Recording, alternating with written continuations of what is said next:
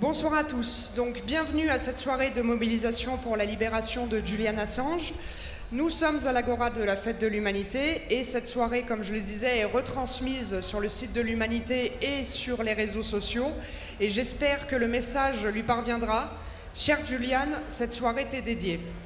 Et ce soir, on prend le temps de s'arrêter sur Julian Assange d'abord. Journaliste, fondateur de Wikileaks, comment en est-on arrivé là ? À cet acharnement d'un pays, les États-Unis, d'une justice britannique inféodée et, disons-le, à une marginalisation médiatique d'autant plus inquiétante que toute la presse devrait s'intéresser à celui auquel son sort est suspendu. Petit retour en arrière, en 2010, une analyste militaire au sein de l'armée américaine, Chelsea Manning, transmet des milliers de documents classés secret défense à Wikileaks. Parmi ces fichiers, une vidéo d'une violence terrible qui provoquera un choc mondial. On y voit le vrai visage de l'expédition américaine en Irak. Un crime de guerre. Un hélicoptère qui ouvre délibérément le feu sur des civils dans une jouissance morbide. Cette guerre, comme celle de l'Afghanistan, elle est menée au nom des citoyens américains, au nom de la démocratie aussi. Et les révélations de Wikileaks revêtent donc une importance cruciale, comme en atteste la terreur qui s'est emparée du gouvernement états-unien et la fureur qui s'est déployée contre Julian Assange, accusé d'être proche du Kremlin et de servir les intérêts russes. Après avoir trouvé refuge pendant 7 ans dans l'ambassade équatorienne de Londres, dans des conditions terribles, où il est désormais avéré qu'un plan avait été constitué pour l'empoisonner, le kidnapper, il est aujourd'hui incarcéré dans la prison de haute sécurité de Belmarsh, dans un état de santé dégradé, et attend une hypothétique extradition vers les États-Unis où il risque 175 ans de prison. En janvier, la justice britannique décide de le maintenir en détention, mais à peine investi, le président Biden, qui se targue pourtant de vouloir constituer de grandes alliances démocratiques contre d'autres pays, décide de faire appel de cette décision et de réclamer son extradition. L'affaire est désormais entre les mains de la Cour de justice qui devrait examiner le dossier fin octobre. Nous connaîtrons alors les raisons de l'appel déposé par les États-Unis et s'ils sont autorisés à le faire. Ensuite, il faut prendre le temps de s'arrêter sur les conséquences de cette procédure sur la liberté d'expression et le journalisme d'investigation. Si Julian Assange était finalement extradé et condamné, cela signifierait que toutes les attaques sont désormais possibles à l'encontre de ce droit fondamental à l'information et sur le statut des lanceurs d'alerte. Cela reviendrait à criminaliser le journalisme.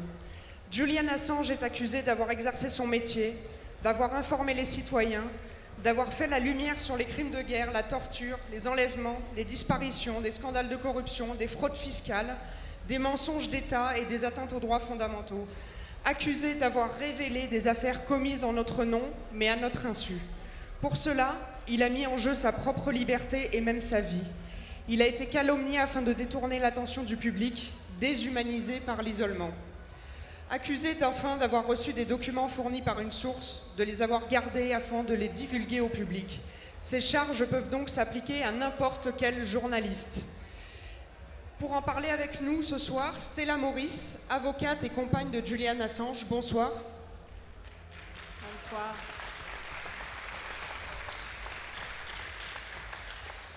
Antoine Vey, avocat français du journaliste.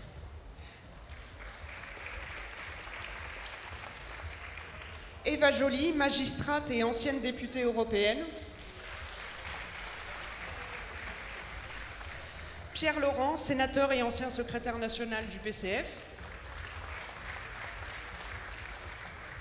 Et Anthony Bélanger, secrétaire général de la Fédération internationale des journalistes.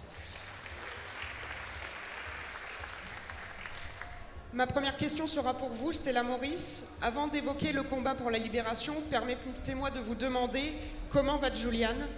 Et ma deuxième question, vous dites que les pouvoirs qui se déploient contre lui, vous et vos enfants sont impitoyables et qu'ils ne connaissent aucune limite. Pouvez-vous décrire les menaces qui pèsent contre vous ?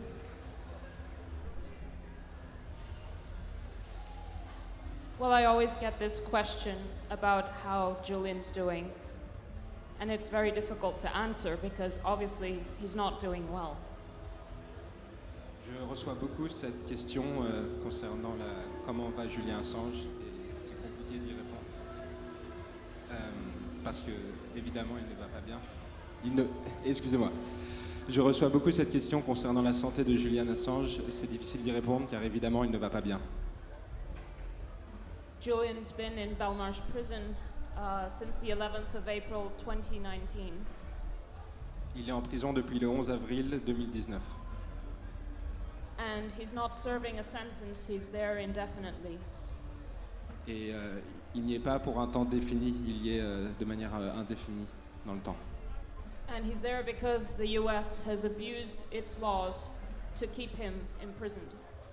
Et il y est parce que les États-Unis abusent de leur système légal pour le garder en prison. The case against him is so absurd, so baseless, that it should never have been taken. And it's a political case, but there is hope in the fact that it is a political case because if it is properly understood, then it can be stopped. Les charges contre lui sont absurdes, il n'y a aucun fondement, c'est un cas politique, ce qui peut être une bonne chose parce qu'on peut arrêter, si on arrive à faire comprendre que c'est un cas politique, on peut arrêter cet acharnement. But I have to say that Julian is a fighter and he is one of the strongest people I've ever met, and he gives me strength to fight. And the fact that he's survived this long is a testimony to his strength, his inner strength. But it's difficult. What gives him his fighting spirit is the fact that he's on the right side of history, but also the incredible and growing support that there is for him. Julian est un combattant, une des personnes les plus fortes que j'ai rencontrées dans ma vie. Il me donne énormément de force. Il a cette force car il sait qu'il est sur le bon côté de l'histoire, mais aussi grâce à toutes les personnes qui le soutiennent à travers son combat. He's on the right side of history, and I'm saying this because we're on the eve of a very important anniversary. And in a way, it is an anniversary that gave birth to WikiLeaks. It's the 11th of September attacks. WikiLeaks was born out of Julian's idea to expose what had happened, what had been triggered by these attacks, which was the dismantlement of the international rules-based system and the corruption of an international system that defended human rights and instead systematically tortured, engaged in illegal wars that have killed hundreds of thousands and created huge displacements of people with incredibly grave effects over the past 20 years. Il est sur le bon côté de l'histoire et on va bientôt célébrer un anniversaire important, l'anniversaire d'une manière de la naissance de WikiLeaks, le 11 septembre 2001, avec le changement que ça a créé dans l'ordre mondial et la capacité d'un pays à détourner toutes les règles internationales censées défendre les droits humains pour causer des centaines de milliers de morts, des déplacements, des attaques illégales. Julian has perhaps been single-handedly the person who has done the most to expose the war on terror, exposed concrete examples of torture, of illegal killings, of criminality by the United States and others. And what is happening to him, it's important to understand in the big picture. It's like when a murderer kills all the witnesses because they don't want them to testify against them. Julian is a witness to not only the tortures and the illegality that have occurred through the past 20 years, but also the abuse and the psychological torture that has been committed on him. Julian est peut-être la personne qui a fait le plus pour exposer cette terreur mondiale qui s'est acharnée sur le monde à travers WikiLeaks et montrer concrètement ce qui se passe sur le terrain. Et du coup, la situation est comme si un meurtrier voulait se débarrasser de tous les témoins. En essayant de se débarrasser de Julian Assange, on se débarrasse de la personne qui peut nous montrer ce qui se passe vraiment. And you asked me about how we as a family have also felt the attacks on Julian. It's been happening for the past 10 years. When Julian first published the collateral murder video and the Iraq war logs, there were public threats against his eldest son, against his life. While we were in the embassy, we've learned that the security company that was working in the embassy was plotting to kidnap or kill Julian by poisoning him inside the embassy. And they were also instructed to steal our baby's DNA. They followed us, and the intimidation inside the embassy was constant. And I think Julian we're all traumatized by what has happened, and the ruthlessness and the lawlessness and the ongoing abuse, the fact that he's in prison for years and years, and he's being punished for the most important work of journalism ever, possibly. Vous m'avez aussi posé la question des menaces contre moi et ma famille et Julian. Depuis 10 ans, depuis les premières vidéos qui ont été publiées par Wikileaks, il reçoit des menaces constantes. Son fils aîné a été menacé publiquement. Quand il était dans l'ambassade, on a découvert que la société de sécurité de l'ambassade avait planifié de le kidnapper ou de l'empoisonner et de voler son ADN. Donc c'est des attaques qui sont constantes, qui viennent de partout contre Julian Assange, sa personne et sa famille, qui n'ont aucune limite. Julian says it's not just about me, it's about everyone, and it's true. Because what the US has been doing is it is imprisoning a foreigner, a foreign journalist who was working in Europe. He was living in France at the time. He was invited to England by The Guardian to work. And then he got trapped there for the past 11 years, imprisoned in one way or another for over a decade. And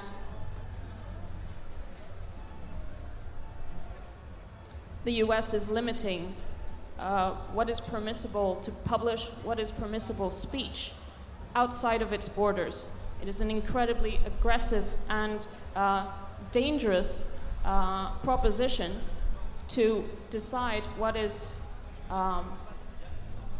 the political culture should be in Europe, in France, in Germany, in the UK, and so on, and being able to criminalize those who publish here.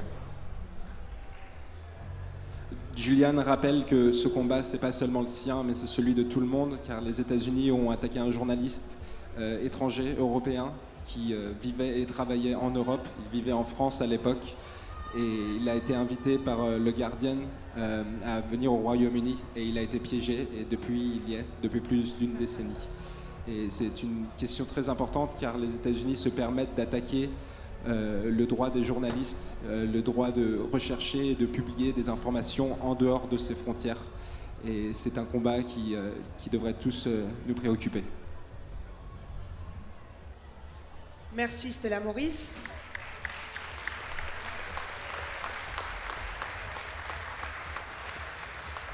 Antoine Vey, vous êtes l'avocat français de Julian Assange, donc. Vous demandez pour votre client, au nom de l'article 53 de la Constitution qui permet le refuge d'un homme menacé dans l'exercice de sa liberté d'expression, où en est actuellement la procédure et existe-t-il en l'espèce des législations qui protègent les lanceurs d'alerte? D'abord, je vous remercie d'avoir organisé ce débat parce que, vous l'avez dit, c'est un dossier, un cas, une affaire pour laquelle on a du mal à mobiliser les gens parce qu'on a cherché à la rendre beaucoup plus complexe qu'elle n'est. J'étais avec Stella à Genève il y a 2 mois maintenant. Et en fait, le débat qui avait été organisé était organisé au milieu d'une plage. Et autour de nous, il y avait des gens qui dansaient, qui s'amusaient. Et vous voyez, aujourd'hui, ce soir, autour de nous, il y a beaucoup de musique, de gens qui vivent. Mais avant de parler du dossier et du droit, je voudrais vous dire que j'ai eu la chance de voir Julian Assange dans son centre de détention.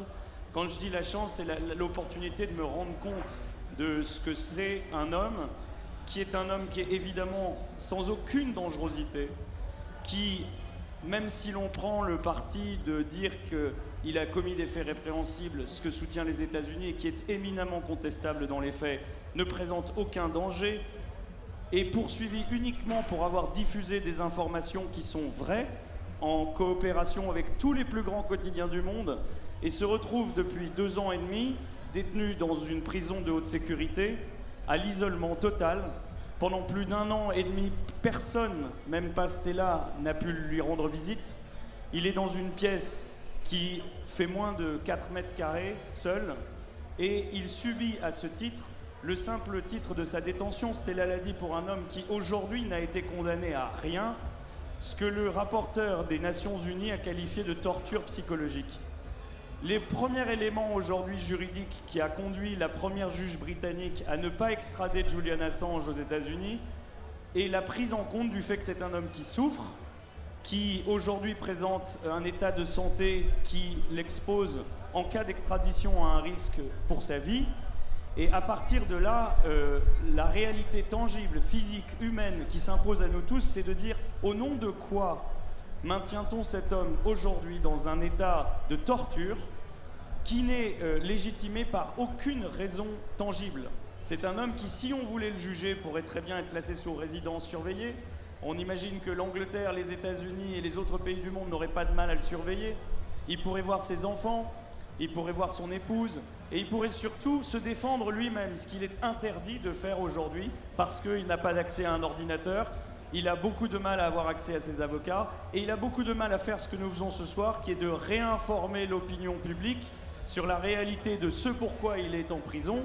Et je le dis aussi simplement que la vérité il est en prison parce qu'il a diffusé des informations vraies qui mettaient en cause des pratiques illégales. Et c'est véritablement le cas le plus extraordinaire de l'histoire contemporaine judiciaire, où une personne qui dénonce des criminels se retrouve lui-même incarcéré par un dévoiement total de la règle de droit. J'ai rencontré avec Stella il y a 2 mois Niels Metzger, qui est le rapporteur des Nations Unies, qui a expliqué aux personnes présentes que lui-même, en tant qu'autorité des Nations Unies, n'était pas convaincu du cas de Julian Assange, qu'il avait des réserves d'ordre politique, moral, idéologique sur l'action de Wikileaks, mais qu'il a étudié ce dossier, qui s'est déplacé au chevet de Julian Assange avec des médecins, des experts psychiatres, et qu'aujourd'hui, il est le fer de lance de la défense de Julian Assange sur le terrain juridique. Donc Julian a une équipe juridique mondiale qui se déploie dans tous les pays. J'ai l'immense honneur d'être aux côtés de Stella pour représenter, on va dire, le monde francophone, la France, la Belgique, la Suisse, l'Afrique, dans lequel il y a véritablement un besoin de réinformer. Il faut que les gens comprennent que ce n'est pas un cas d'une personne australienne qui serait lointaine et qui n'aurait aucune connexion avec nous-mêmes. C'est un cas pour toutes les personnes qui estiment qu'on ne peut pas exercer ses droits politiques, ses droits démocratiques, si on ne peut pas avoir accès à une information vraie. Julian Assange et Wikileaks ont révélé que les présidents de la République française avaient été espionnés par les États-Unis. Ils ont révélé beaucoup d'informations qui sont des informations qui, au titre des droits et de l'exercice des droits démocratiques, sont capitales. Et il a fait l'objet dans les 10 dernières années de désinformation permanente sur sa personne, de traitement illicite et, j'ai envie de dire, d'orchestration totale de charges qui n'ont jamais existé, jamais été poursuivies, jamais été étayées dans le domaine juridique.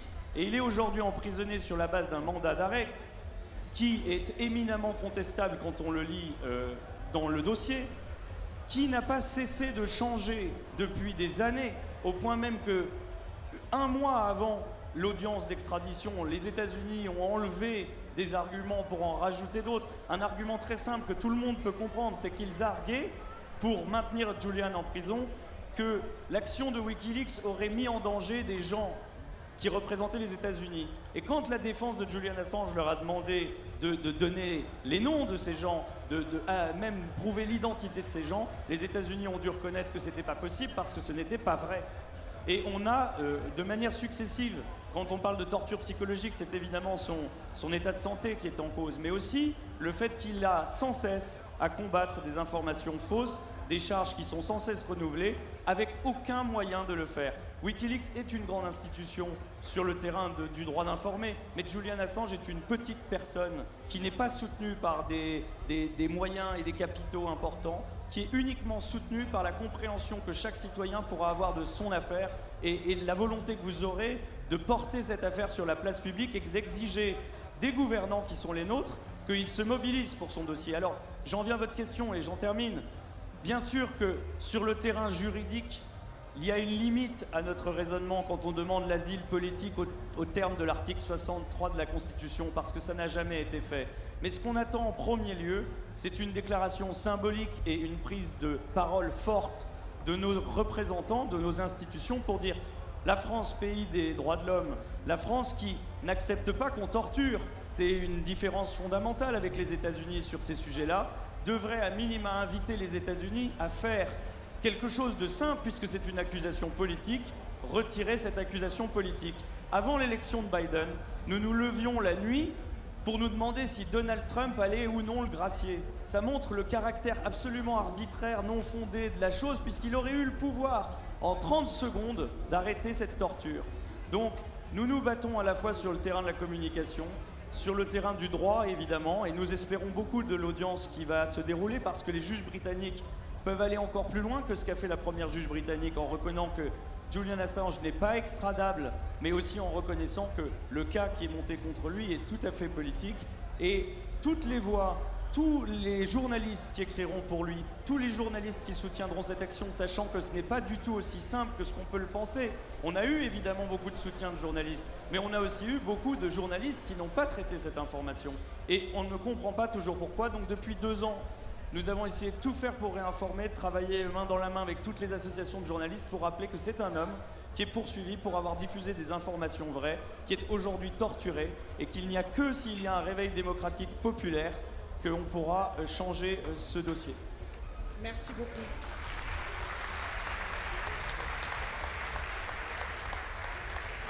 Eva Joly, lorsque vous étiez députée européenne, vous avez participé à la lutte pour une meilleure protection des lanceurs d'alerte.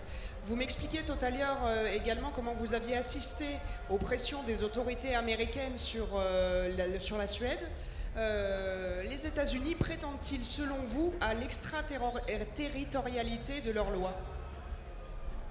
Bonsoir tout le monde et merci d'être là et de vous intéresser au cas de Julian Assange.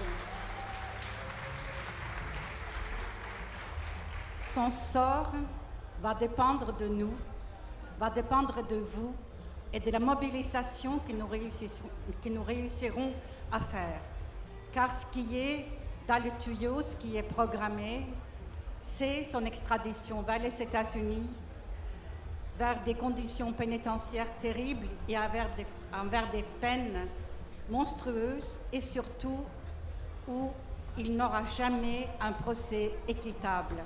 Et c'est une des raisons pour lesquelles il ne peut pas être extradé, c'est que nous savons pour sûr que le procès ne serait pas équitable. Nous le savons en raison des moyens que le CIA a développés pour mettre la main sur Julian Assange. Stella vous l'a raconté, on a même imaginé de l'enlever, de l'empoisonner. Il a été surveillé jour et nuit à l'ambassade et le président Trump a dit qu'il souhaitait qu'il soit condamné à mort. Donc, comment voulez-vous qu'il ait un procès équitable? Donc, cette raison seule suffirait pour ne pas l'extrader. L'autre raison pourquoi c'est absolument pas possible de l'extrader, c'est que c'est clairement un dossier politique. Julian Assange est un journaliste et un éditeur et il est inculpé pour espionnage. C'est-à-dire que le parquet américain a décidé que ce n'est pas un travail éditorial, mais qu'il s'est livré à des activités d'espionnage. Ils n'en ont absolument pas la preuve parce que tout simplement ce n'est pas vrai. Mais ce n'est pas parce que ce n'est pas vrai qu'ils ne seraient pas condamnés, parce que, comme je l'ai dit, ils n'auraient pas un procès équitable. Nous le savons parce que nous avons vu le procès de Chelsea Manning. Nous avons vu comment le procureur a essayé, à longueur d'interrogatoire, de lui faire dire qu'en réalité, c'était Julian qui l'a commandé, qui lui donnait des ordres, et elle ne l'a jamais dit. Il n'y a pas l'ombre d'une preuve du fait qu'il s'est livré à des actes d'espionnage. Donc, en réalité, ce que les États-Unis veulent, c'est l'extraterritorialité de leurs droits. Nous le connaissons dans d'autres domaines. En matière de corruption, par exemple, vous avez un conflit entre une société angolaise et une société française. Il suffit que les transactions ont lieu en dollars pour que l'Amérique puisse se saisir de ce dossier. Et ils aimeraient bien faire la même chose pour la presse. Ils aimeraient bien pouvoir décider de ce que est convenable de publier en Europe. Et ce qui gêne les États-Unis, ils aimeraient bien pouvoir l'empêcher. Donc, ça, c'est une des conséquences peut-être les plus graves si jamais Julian Assange était extradé. Et j'invite aussi les journalistes à réfléchir à ce que ça voulait dire si vraiment c'était de l'espionnage, parce qu'il y aurait beaucoup de receleurs dans la presse des éléments obtenus par espionnage. Donc on voit bien que cette loi, qui est une loi ancienne de la Première Guerre mondiale, qui est très dangereuse, elle n'a rien à voir ici. Donc la place de Julian Assange, elle est avec nous, en Europe, là où il choisit de s'établir, et la France se grandirait en lui accordant la nationalité française.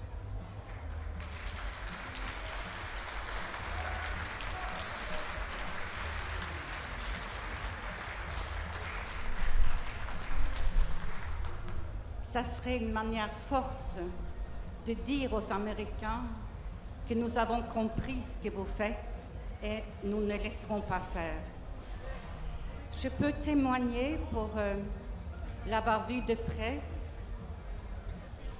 de l'énergie que les Américains mettaient à arrêter Julian Assange.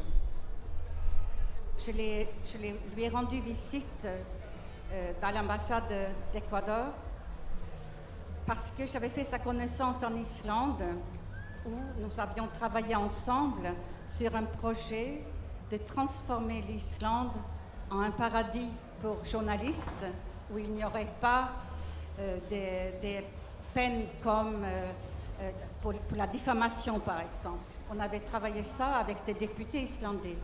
Et c'était avant qu'ils n'avaient publié Collateral Murder. Je travaillais pour le gouvernement islandais. Je connaissais bien le ministre de la Justice et de l'Intérieur, Ögmundur Jónasson. Et lui, il a vu arriver en Islande, non invité, un Boeing rempli d'agents américains de la CIA qui lui ont dit « L'Islande est sous attaque et nous sommes là pour vous aider contre les attaques informatiques qui se présentent. » Mais Ögmundur Jónasson avait compris que c'était absolument pas ça qu'il voulait, mais qu'il voulait mettre la main sur Assange, et il les a empêchés de rentrer sur le territoire, il les a renvoyés. Mais il faut voir ce que ça veut dire de prendre cette initiative. C'est désespéré. Ensuite, j'ai suivi la volonté de détruire la réputation de Julian Assange. Et ça aussi, ça a été un procédé tout à fait ignoble et qui a réussi. Et nous avons à lutter contre l'image qui s'est détériorée. Il faut savoir que c'est une des techniques employées pour détruire quelqu'un. L'affaire, les accusations de viol suédoises ne sont pas vraies et tout le monde le savait depuis très longtemps. Tous les détails de cette affaire, vous pouvez les trouver. Mais comme Stella et l'avocat de Julian Assange l'ont souligné, le mandat d'arrêt émis n'avait pas de raison d'être. C'était vraiment tout à fait disproportionné. Julian Assange n'avait jamais refusé de s'expliquer devant la justice suédoise avant de partir. Il est parti avec l'autorisation des autorités. Et par la suite, lorsqu'un procureur ou un juge veut entendre un Européen dans un autre pays européen, il n'y a rien de plus banal. Ça s'est fait des milliers de fois tous les jours. Mais pour une raison assez facile à comprendre, la femme en charge de cette enquête à Stockholm, Marianne Ny, refusait de se déplacer et aller entendre Julian Assange à Londres. Elle préférait le mandat d'arrêt car l'objectif n'était pas le jugement pour des affaires de mœurs, mais était bien de le extrader vers les États-Unis.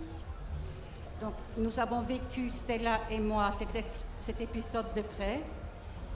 Nous sommes allés à Stockholm à l'époque pour dire que la prétention ou la décision de ne pas entendre Assange à Londres n'était pas juridique, c'était pas du tout une obligation. Ensuite, donc, toutes les actions désespérées lorsqu'il est dans l'ambassade d'Équateur, ils ont réussi, les Américains, à faire retirer la protection dont ils profitaient à l'ambassade. Tout ça parce que ça leur est totalement insupportable qu'on établisse la réalité de leurs actions qui, elles, sont criminelles parfois et devraient être poursuivies. Donc c'est ça aussi le paradoxe.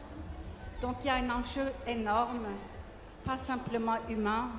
Moi, j'en peux plus, je trouve c'est tellement horrible, sa situation, et le traitement indécent qu'il a eu à Londres. Il faut bien comprendre que quand ils viennent le sortir de l'ambassade, qu'ils le tirent par les membres, par les cheveux, qu'ils le portent d'une violence incroyable, il n'est pas condamné. Il a simplement une violation d'un contrôle judiciaire dans le cadre d'un mandat d'arrêt qui n'existe plus. Donc, tout ça, c'est n'importe quoi. Ils vont le poursuivre pour violation de contrôle judiciaire.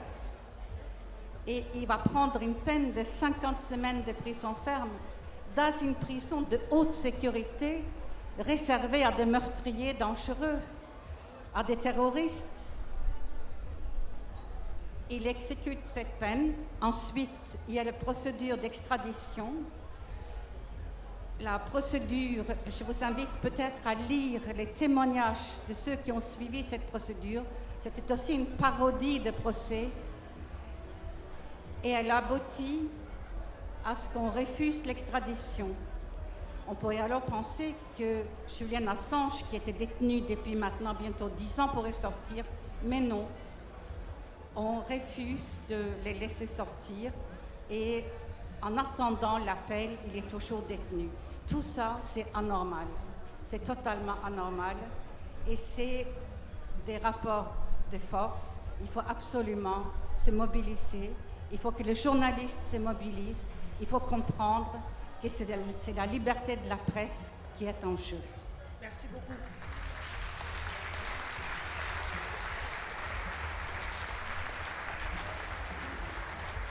Pierre-Laurent, je me tourne vers vous. Vous participez justement de cette mobilisation depuis les débuts.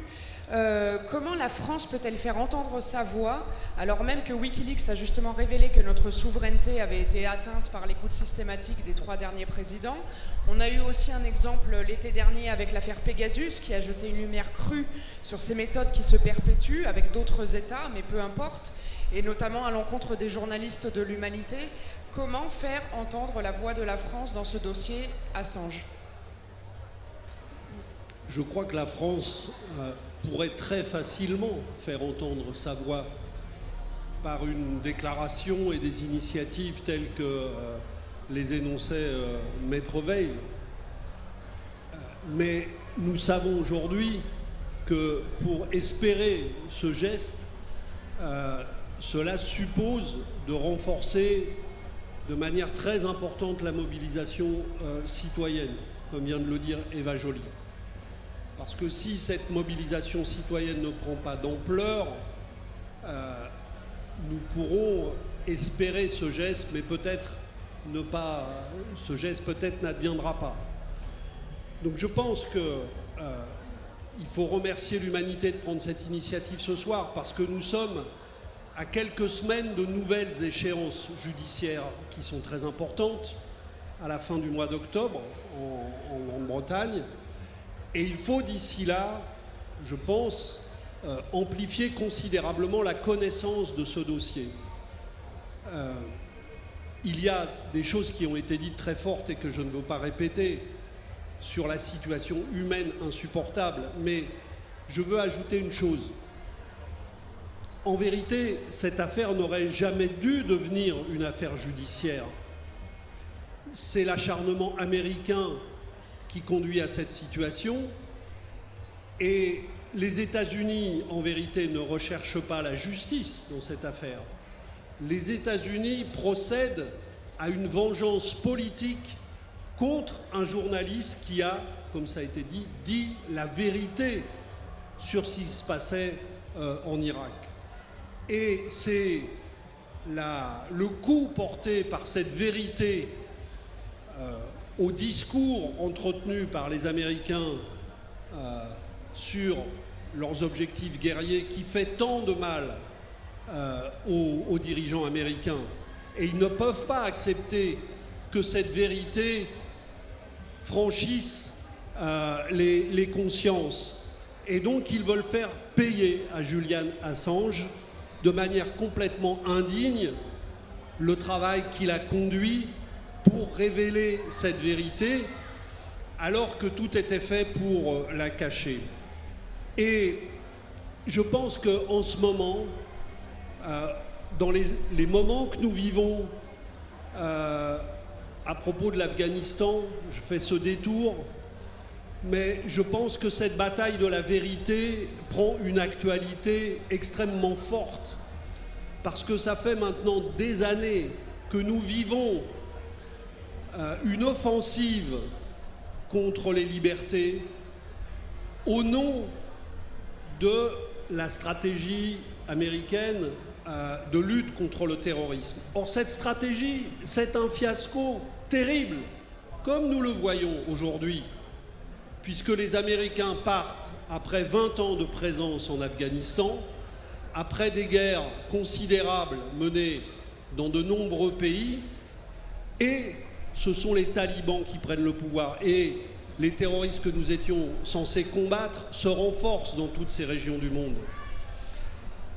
Et en révélant ce qu'a révélé Wikileaks, cette stratégie était interrogée par des faits, par des réalités, par des crimes qu'il fallait mettre en débat, porter à la connaissance des citoyens, pour qu'enfin on puisse se faire une opinion sur ces enjeux fondamentaux pour l'avenir de l'humanité.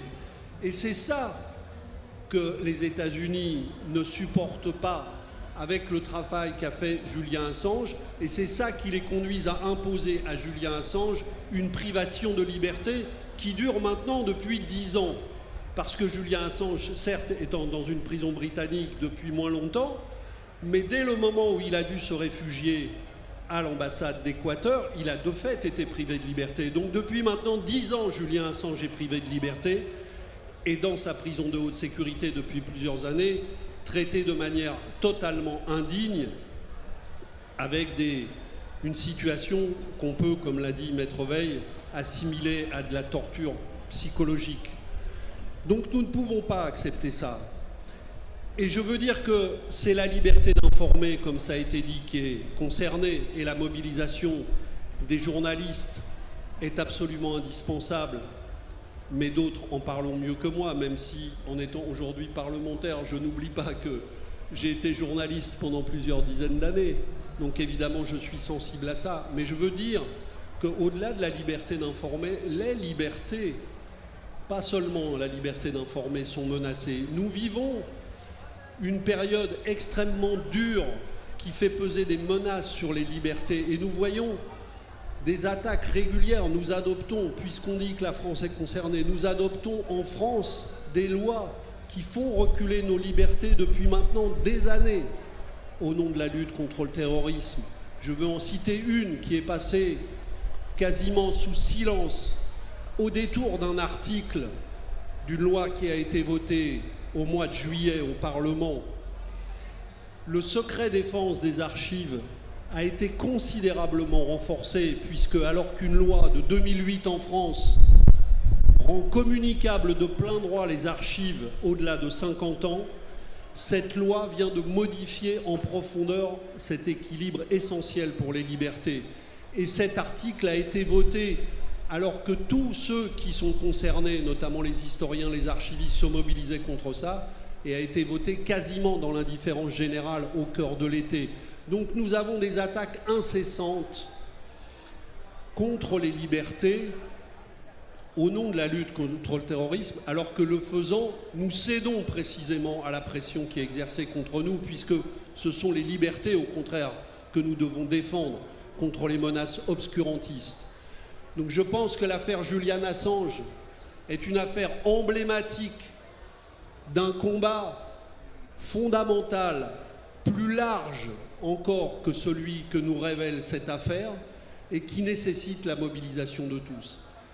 Et je pense que pour ces raisons-là, la mobilisation autour de la situation de Julian Assange peut provoquer des avancées, une victoire démocratique si nous obtenons sa libération, une victoire démocratique qui aurait des conséquences extrêmement importantes dans bien d'autres domaines. Et je crois qu'il est urgent, effectivement, que les uns et les autres, citoyens, parlementaires, journalistes, nous nous engagions avec plus de force dans ce combat dans les semaines à venir. Nous savons que, sans surestimer cette initiative, mais la Fête de l'Humanité a souvent été un lieu qui permet de donner de l'écho à des combats qui prennent ensuite une très grande ampleur. Moi, je souhaite que cette initiative ce soir, que le témoignage de Stella Moris, tous les autres témoignages que nous entendons ce soir, nous aident à prendre conscience de l'importance de ce combat pour obtenir effectivement, parce que c'est une dimension sur laquelle nous pouvons agir, pour obtenir une parole, une initiative de la France contre la situation qui est faite à Julian Assange. Et je pense que la France s'honorerait d'avoir le courage de prendre cette initiative. Et je pense que si nous unissons nos forces, nos intelligences, si nous informons sur la réalité de cette situation, je pense qu'un très grand nombre de nos concitoyens peuvent se lever pour ce combat et que nous pouvons le gagner. Merci. Merci beaucoup.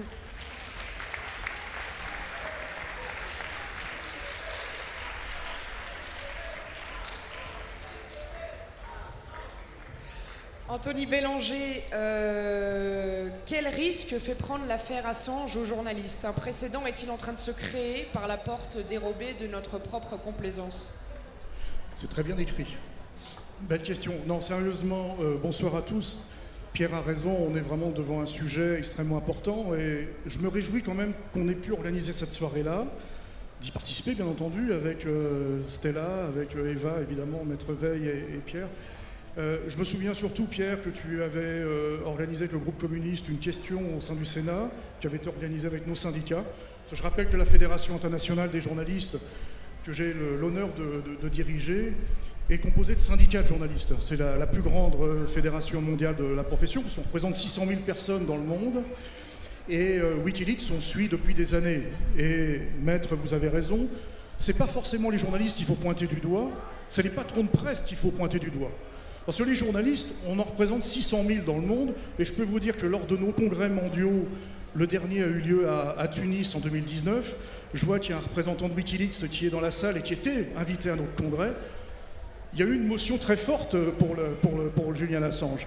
Et ce sujet, cette motion, c'est moi qui la suis à titre personnel. Mais en revanche, quand il s'agit d'aborder, je ne parle pas forcément de l'humain, mais quand il s'agit d'aborder la une d'un canard, l'ouverture d'un journal télévisé, là on se trouve en face de véritables patrons de presse qui sont impitoyables avec cette question-là. Et je veux pas... Il y a des problèmes partout, il y a des bons et des mauvais journalistes, il n'y a pas de problème là-dessus. Moi je défends des principes professionnels. Mais je veux surtout qu'on rappelle que partout dans le monde, et notamment en Australie, parce que Julian Assange, il est membre de notre syndicat australien, il a la carte de presse internationale de la Fédération internationale, carte de presse que j'ai moi-même signée.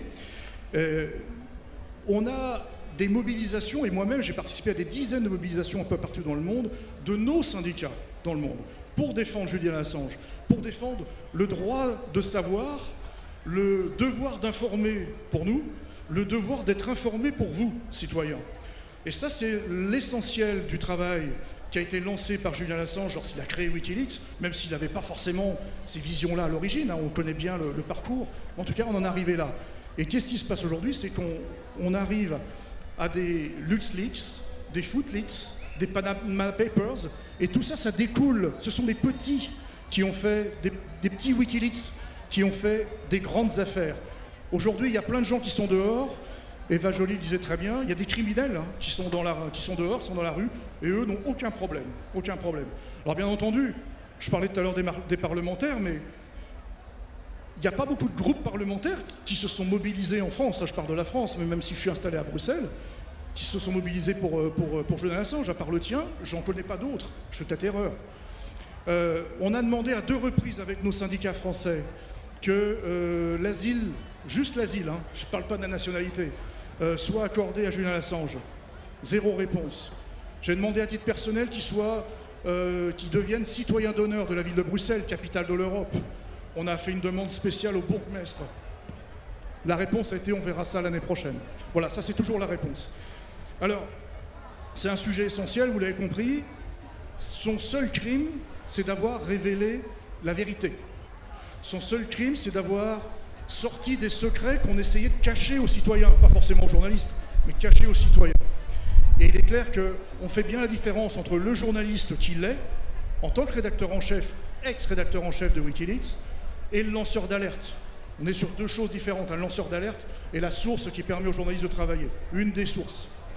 Et le travail qu'on a pu faire avec la Fédération internationale, avec le papa de Julian, John Chilton, avec les amis de Wikileaks ou avec les différents citoyens, parce que je voudrais quand même dire que j'ai jamais rencontré autant de personnes qui se mobilisaient quand je voyage un peu partout dans le monde pour Julian Assange. Il y a des centaines de groupes qui se mobilisent, des citoyens qui ne le connaissent pas, mais qui se disent on a vraiment une affaire, on a un combat à mener avec lui. Et on est intervenu avec John Chilton, avec Nils Melzer également, le rapporteur spécial contre la torture des Nations Unies, dans les différents parlements européens, bien entendu, à Strasbourg, à Bruxelles, en Belgique, en France, pour rappeler tout simplement ces principes. Et la question fondamentale, elle est là. C'est votre liberté que vous allez défendre. C'est pas celle. C'est le procès du journalisme, ça c'est vrai. Le procès Assange, c'est le procès du journalisme. Mais c'est d'abord votre liberté.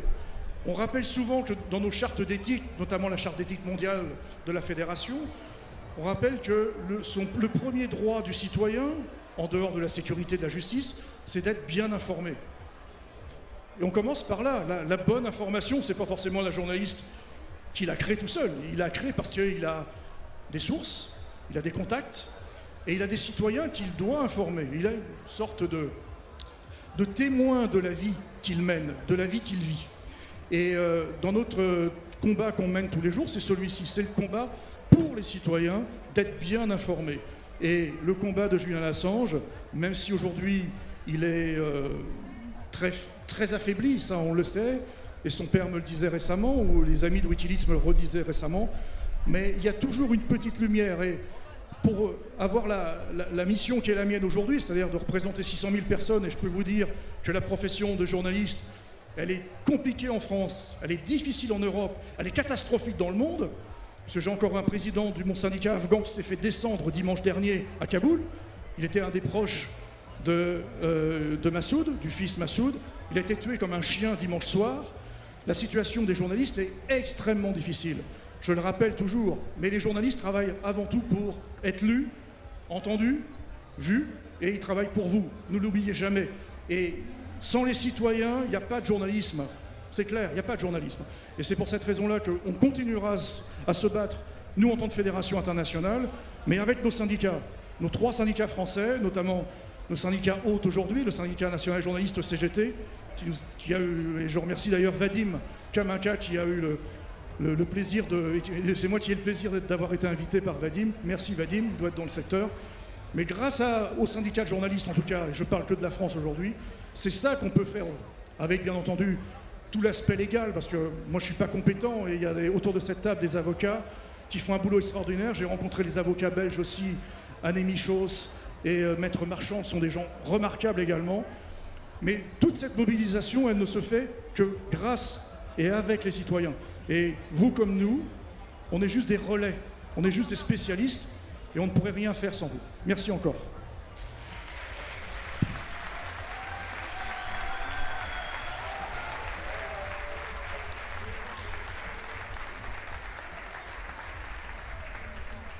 Merci beaucoup Anthony Bélanger. Cette soirée s'achève. Je vous remercie de l'avoir suivi ici à l'Humanité, à l'Agora de l'Humanité et en direct sur le site du journal. Et au nom donc, du journal, je voudrais remercier tous nos intervenants et plus particulièrement Stella Maurice d'avoir accepté de nous livrer son précieux témoignage.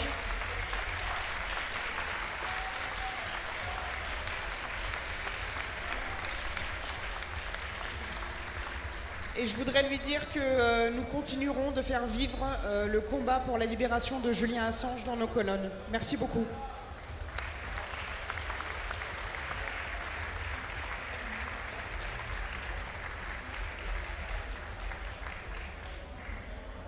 Merci Lina. Nous finissons donc cette journée de débat.